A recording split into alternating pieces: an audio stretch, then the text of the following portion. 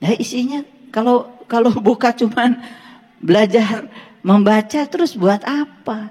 Pertanyaan yang mendasar bagi kita ini sekarang kita dijajah oleh kebodohan. Kita ingin keluar dari kebodohan kita sendiri. Betul? Yuk. Jadi alif lam mim artinya apa?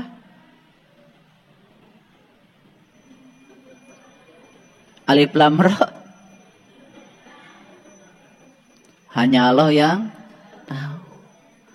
Nerima kalian? Wah, kemarin nerima. Setelah dijelaskan begini baru mikir, oh iya ya. Kalau hanya Allah yang tahu, ngapain difirmankan ke kita? Bukankah itu petunjuk buat kita? Betul nggak? Ini saya cuma mengajarkan kritis saja. Karena ciri manusia abad 21 itu 5. 1 kritis, 2 kreatif, 3 kolaboratif, yang 4 komunikatif, yang kelima compassion. Cinta kasihnya besar.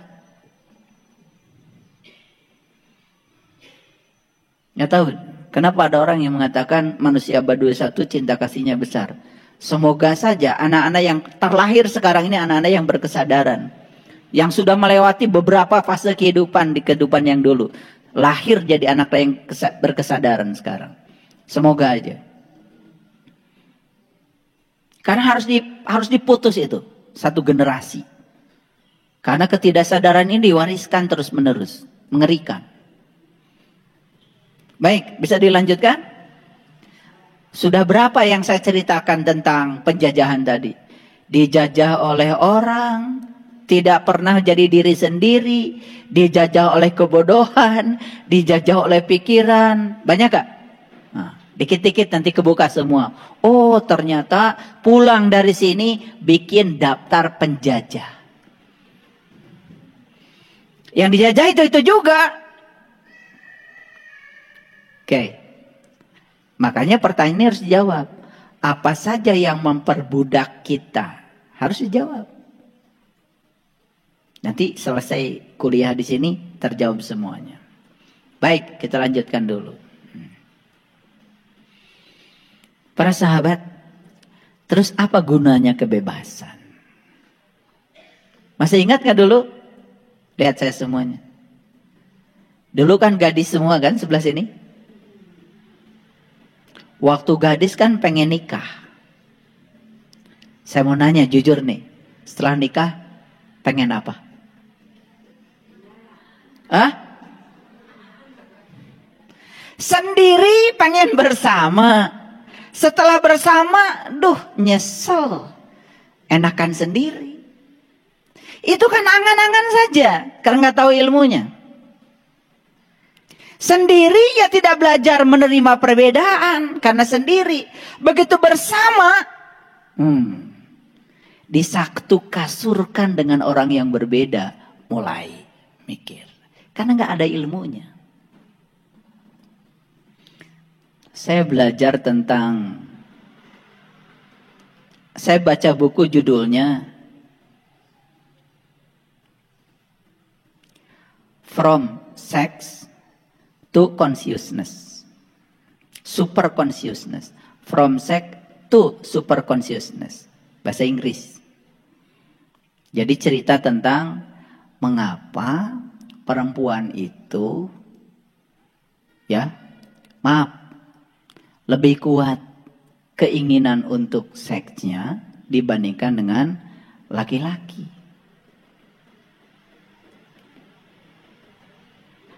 Gara-gara itu banyak sekali klinik yang menyediakan obat kuat.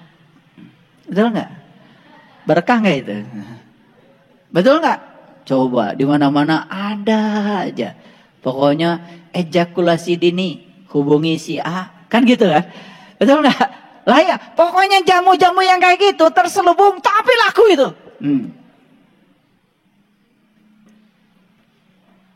Makanya kalau orang pergi ke sana biasanya pakai masker, pakai peci, pakai jas buat naro.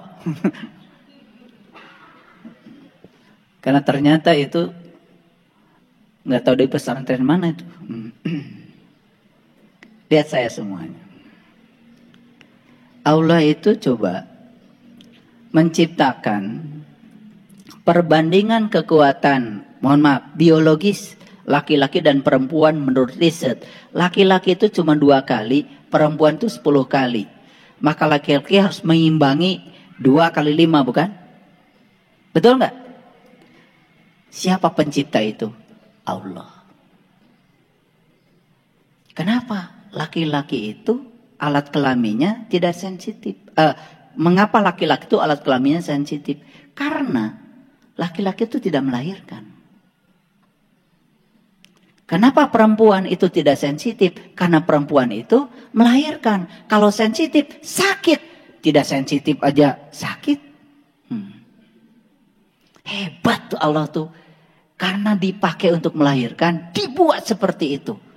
Nah, sekarang kenapa kita menjadi sibuk cari obat kuat? Yang dibutuhkan cuma satu. Gimana saling mengenal, gitu aja kok. Tidak akan ada perceraian kok kalau saling mengenal.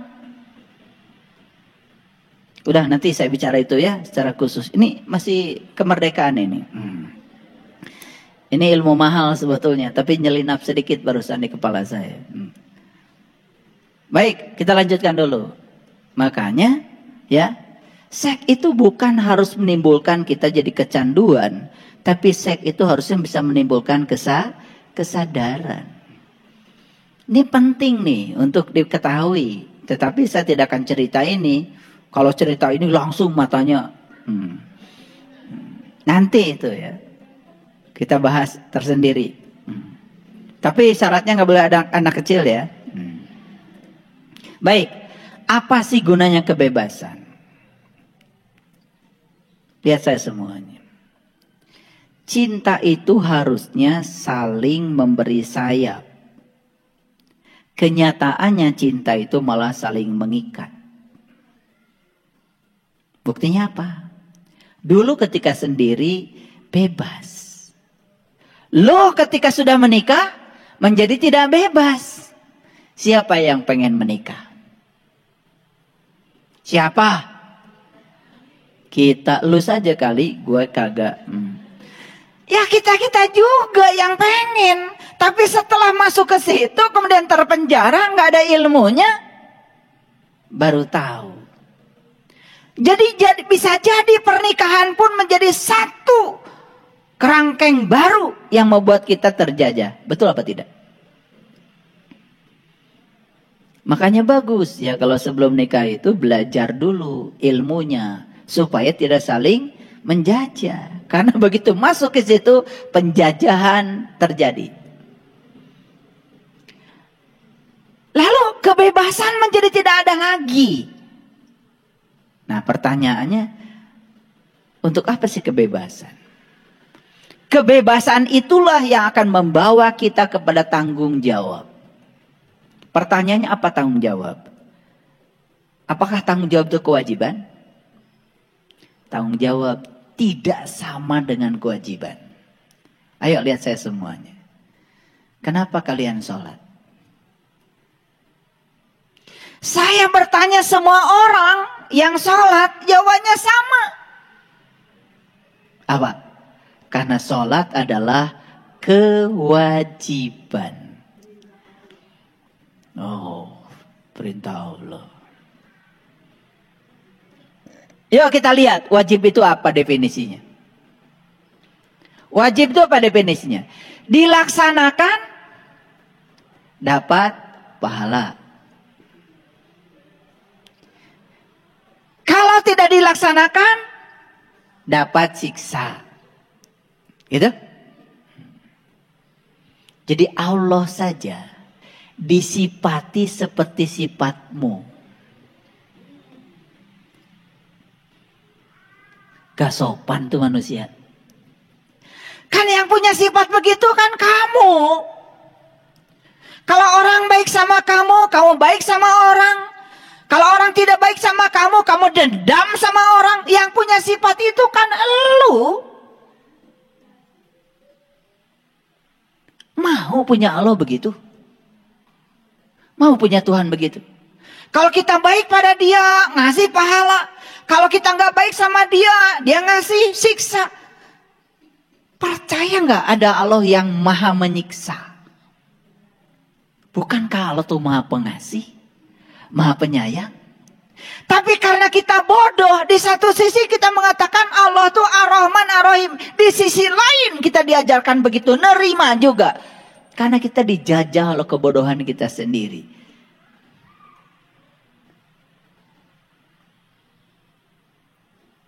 Saya tanya lagi kalau begitu sekarang. Semoga berubah jawabannya. Jadi kenapa Anda sholat?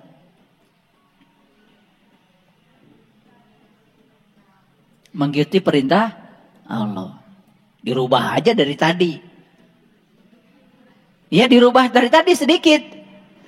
Tadi wajib, sekarang mengikuti perintah Allah.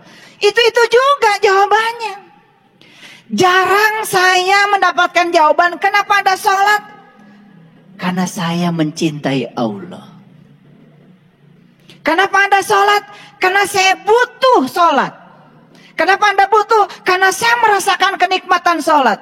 Pertanyaan berikutnya, benarkah Anda sudah merasakan nikmatnya sholat?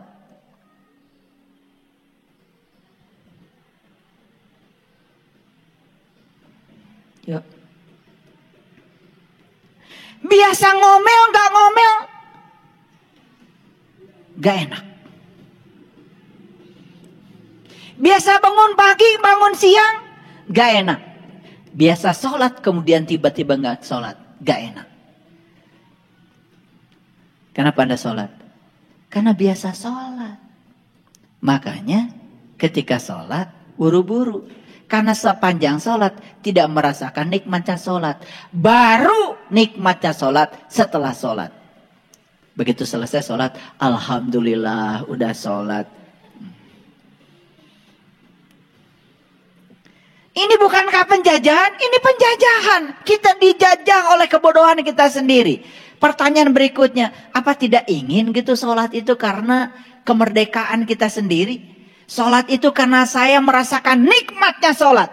Sholat itu karena saya cinta kepada Allah. Allah saya cinta pada saya. Masa saya gak cinta sama Allah? Naik sedikit jawabannya, merdeka. Jadi kalau kita melakukan ibadah cuman karena pengen surga takut neraka, kita itu sudah menindas diri kita sendiri. Makanya dalam teori motivasi ada 3 tingkatan motivasi. Yang pertama reward and punishment motivation. Yang kedua need motivation. Yang ketiga adalah love motivation.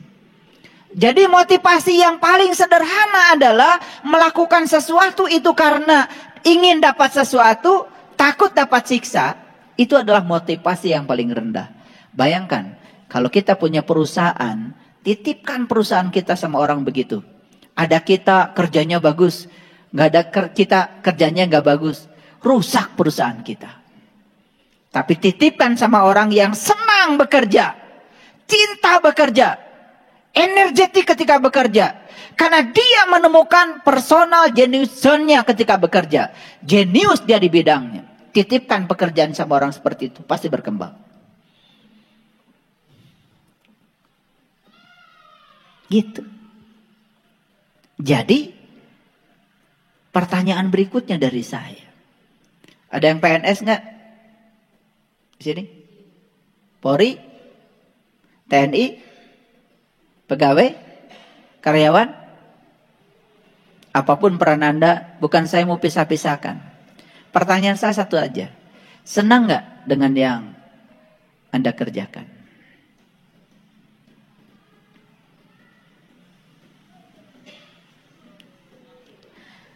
Begitu menghadapi hari Senin, Senin.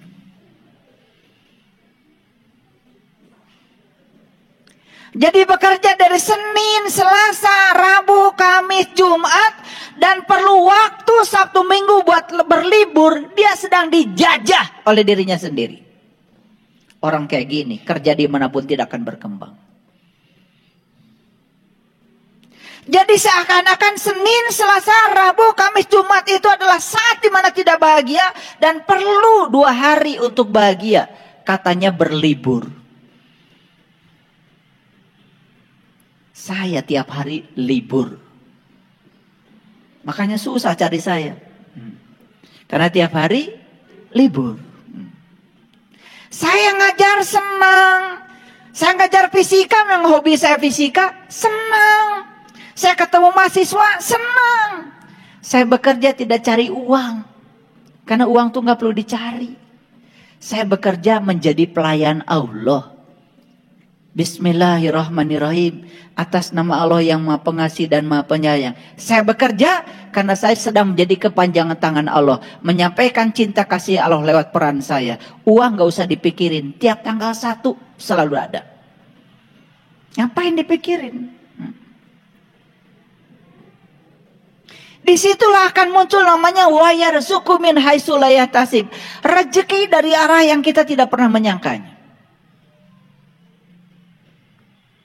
Paham? Oke. Senang gak jadi ibu rumah tangga? Senang masak? Senang nyapu?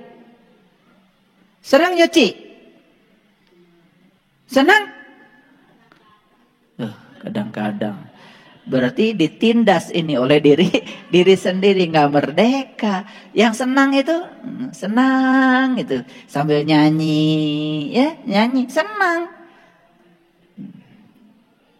Nah, saya kasih tahu, apapun yang kita kerjakan, kalau senang berarti kita sudah merdeka. Kalau tidak senang berarti tidak merdeka. Cari pekerjaan yang menyenangkan. Saya selalu ngasih tahu sama mahasiswa saya. Kalau Anda tidak suka fisika, jangan belajar fisika.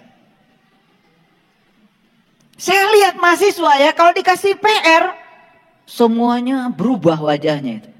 Menakutkan. Berarti dia tidak senang. Harusnya begitu dikasih PR, langsung nyalamin saya. Terima kasih Bapak, banyakin lagi PR-nya. Harus kan begitu.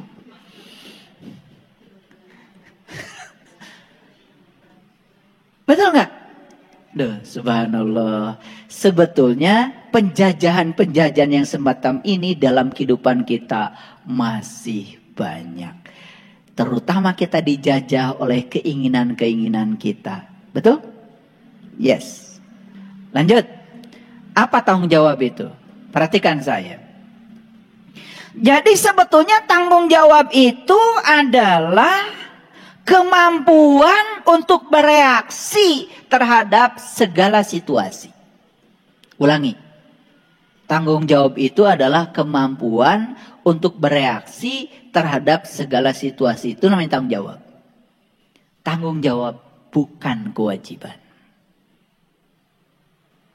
Nah, kenapa kita perlu bebas, perlu merdeka? Karena reaksi kita terhadap situasi itu menentukan. Nah, orang yang belum merdeka, reaksinya selalu buruk terhadap situasi. Orang yang sudah merdeka, reaksinya selalu positif terhadap segala situasi, apapun situasinya. Yuk, sekarang saya tes. Pernah ke pasar? Oke. Lagi hari-hari begini ke pasar? Pernah? Oke. Saat pergi ke pasar, hari panas seperti ini.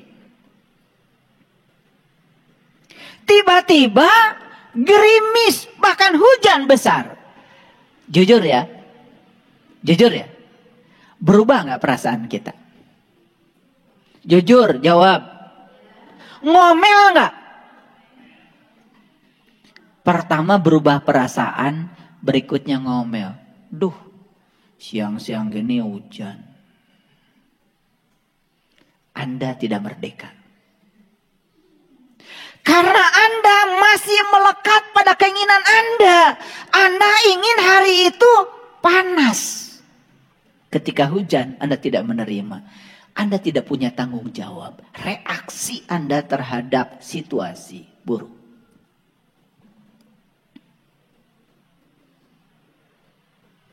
Jadi sebetulnya keseharian kita itu bisa dideteksi, bisa dilihat. Orang yang sudah suci pikirannya, orang yang sudah suci jiwanya, bukan orang yang pakai baju kain suci, bukan. Orang yang sudah selesai dengan dirinya sendiri. Apapun yang terjadi, dia selalu tanggung jawab. Jadi tidak pernah reaktif terhadap situasi, justru responsif terhadap segala situasi. Jadi aslinya setiap orang itu kelihatan saat dia berhadapan dengan situasi yang dia tidak ingin.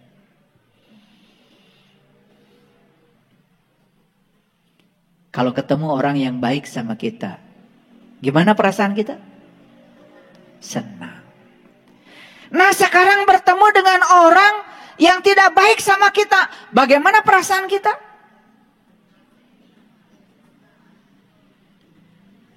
Jujur, kesal. Betul? Berarti siapa penjajah kita? Keinginan kita. Ingin semua orang seperti yang saya mau. Bukankah itu penjajahan? Dan setiap hari kita dijajah oleh yang seperti itu. Lalu tidak pernah keluar dari belenggu penjajahan yang semacam itu. Lalu kita akan menyebut diri kita sudah merdeka?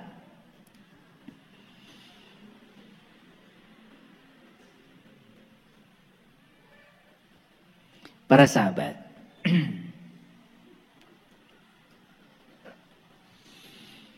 Kalau begitu, gimana sih cara kita mengisi kemerdekaan itu? Ini katanya sudah merdeka kan? Nah, merdeka secara fisik, yes. Dan sekarang pekerjaan besar itu kita memerdekakan pada penjajahan yang terjadi pada diri kita masing-masing. Ini yang paling berat. Karena apa? Melawan orang yang di luar itu tidak lebih sulit daripada melawan orang yang di dalam.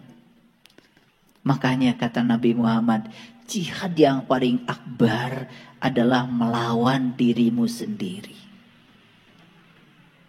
Jadi sekalipun orang tua kita sudah menumpahkan darah dan keringat untuk merebut kemerdekaan fisik ini, tetapi ada jihad yang lebih besar lagi setelah itu, adalah melawan seluruh episode penjajahan yang dibangun oleh kita sendiri. Baik, sekarang saya ingin bicara. Jadi, apakah hidup kita hari ini sudah tanpa penindasan? Apakah hidup kita hari ini dengan kegembiraan? Apakah hidup kita hari ini sudah dengan nyanyian? Apakah hidup kita hari ini sudah dengan tarian? Maaf ya, mungkin pernah ada yang ngajarin sama kita, dengarkan musik itu haram. Pernah dengar itu? Dilakukan? Coba pikirkan sederhana, lihat saya semuanya. Yang dengerin musik itu siapa? Nih, telinga. Nih telinga. Kenapa telinga bisa mendengar? Jawab dulu, kenapa telinga bisa mendengar? Karena ada ruh, pinter. Karena ada nafas. Karena ada nafas, telinga kita bisa mendengar. Kalau nggak bernapas, telinga kita tidak bisa mendengar. Orang mati punya telinga, nggak bisa dengar. Udah nggak ada bernafas. Jadi kenapa bisa mendengar? Jawabannya apa? Yes, karena bernafas. Siapakah nafas itu? Kan Allah jelaskan. Allahu la ilaha illa huwal hayyul qayyum la ta'khudhuhu sinatun wala naum. Aku berdiri tegak, mengurus, mengatur dirimu, bahkan tidak pernah meninggalkan kamu. Bahkan saat kamu tidur, aku nggak pernah tidur. Saat kamu ngantuk, aku pernah ngantuk. La ta'khudhuhu sinatun wala naum. Aku nggak pernah tidur, aku nggak pernah ngantuk. Cek pada diri kita sekarang. Saat kita tidur, mata tidur, telinga tidur, mulut tidur, pikiran tidur, seluruh organ tubuh kita tidur. Satu-satu yang gak tidur adalah nafas kita. Gak usah jauh-jauh cari Allah, gak usah jauh-jauh, Allah bersamamu. Wujud kehadirannya adalah nafas. Yuk, gara-gara kita bernafas, telinga kita bisa mendengar.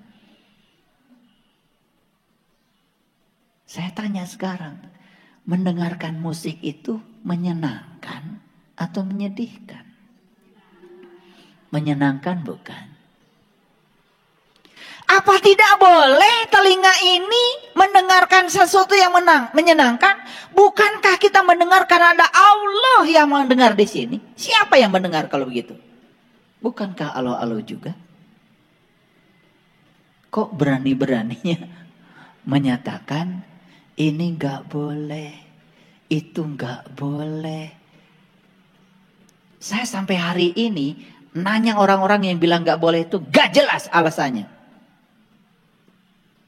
Cuma dari sonoannya aja begitu. Bukankah kita jadi dijajah oleh kebodohan kita sendiri?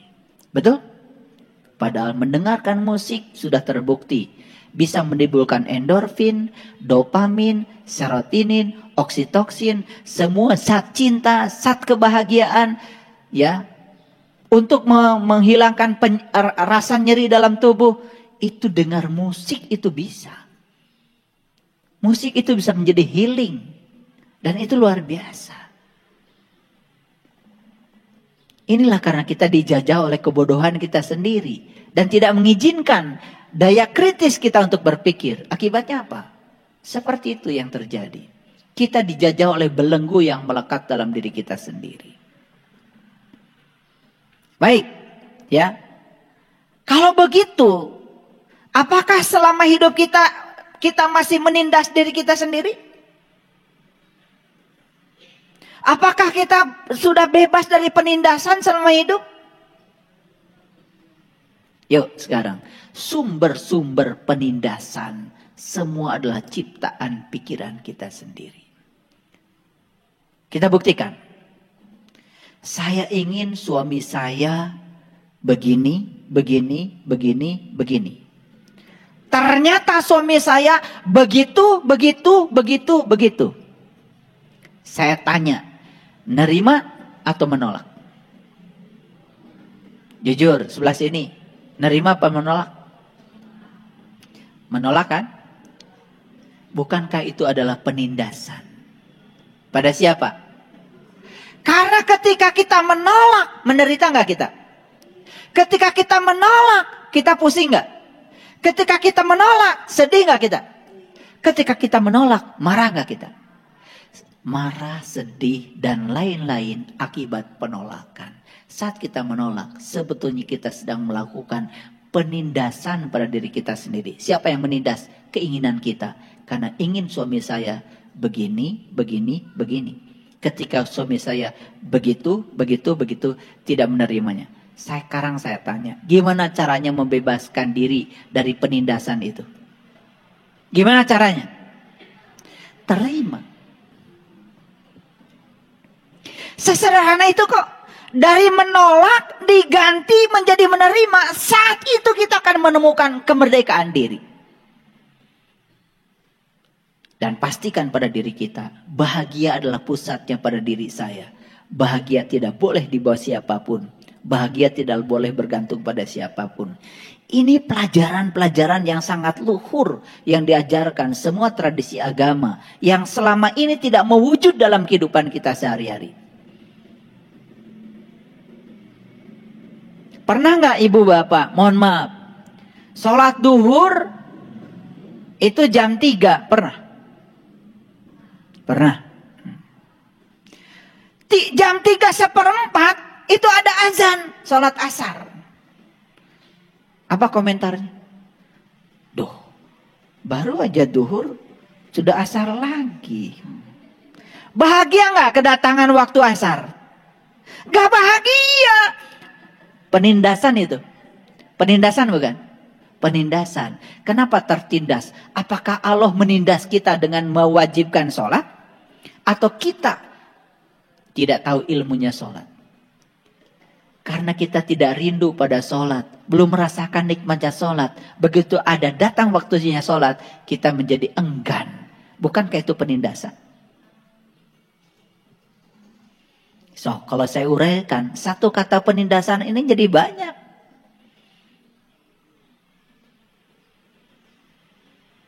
Pertanyaan berikutnya, apakah hidup kita sudah penuh dengan kegembiraan?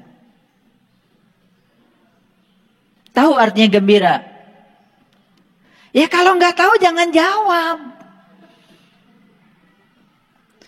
Gembira, ya, bahagia, bahasa lainnya, itu tidak sama dengan senang. Senang itu mendapat, sedangkan bahagia itu justru melepas. Bahagia itu adalah kondisi pikiran yang sudah tenang ketika mendapatkan yang diinginkan dengan yang tidak diinginkan. Itu namanya bahagia. Bahagia itu nggak meluap-luap, tidak begitu. Yang kita selama ini sebut bahagia itu sebetulnya senang. Punya rumah baru, senang. Punya duit banyak, senang. Sehat, senang. Nah, semua yang kita dapat menimbulkan senang, itu bukan bahagia. Bahagia nggak ada kaitannya dengan senang. Bahkan senang itu biasanya meluap-luap. Deng, turun lagi. Deng, gitu. Senang dengan sedih itu seperti itu, meluap-luap. Sedangkan bahagia itu adalah tentramnya batin saat mendapatkan yang diinginkan, saat mendapat yang tidak diinginkan dengan cara yang sama. Sudah begitu belum? Kalau sudah di titik ini, itu namanya merdeka. Saya berjuang melepaskan diri dari hal-hal yang semacam itu. Itu bukan dengan cara yang mudah. Karena apa? Saya sebelum mengajarkan sesuatu pada orang lain, ini harus terjadi dulu pada diri saya. Saya nggak mau mengajarkan sesuatu hanya berdasarkan pengetahuan palsu yang tidak terjadi pada diri saya. Nah, ini resep-resep yang luar biasa yang saya bagikan hari ini. Supaya kita di hari kemerdekaan ini benar-benar merdeka. Sudah 77 tahun kita merdeka. Masa nggak merdeka-merdeka? Yuk sekarang. Apa indikator merdeka? 1. Bersih dari segala prasangka. Betul? Prasangka menyiksa enggak? Prasangka menindas enggak? Prasangka membuat kita menderita enggak? Berarti kalau bersih dari prasangka, maksudnya apa? Bebas, suci. Saya kemarin ngasih contoh. Suami kita belum pulang. Biasanya pulang jam 8. Jam 8.30 belum. Jam 8.45 belum. Jam 9 belum. Karena memang menunggu itu kan membosankan. Makanya nggak usah menunggu sebetulnya. Nikmati aja hidup. Waktu biarkanlah aja berjalan. Tapi karena ada prasangka di sini, mulai gelisah. Betul nggak? Jangan-jangan jam 9 belum juga datang. 9:15 belum datang juga. Ditelepon gak ngangkat-ngangkat. Jangan-jangan padahal suaminya itu lagi di jalan tol, bannya bocor. HP-nya taruh di dashboard, sedang ngurusi ban bocor. Karena baru kali itu bocor ban, belum punya keahlian pasang ban. Cari di mana naruh kunci aja nggak inget. Karena baru hari itu. Tapi karena prasangka, apakah prasangka sama dengan fakta? Faktanya dia sedang sibuk ngurusi ban. Prasangka kita kemana aja? Kita sedang dijajah oleh siapa? Nah, loh. Suka nggak dijajah oleh pikiranmu sendiri? Nah, itu berarti penindasan.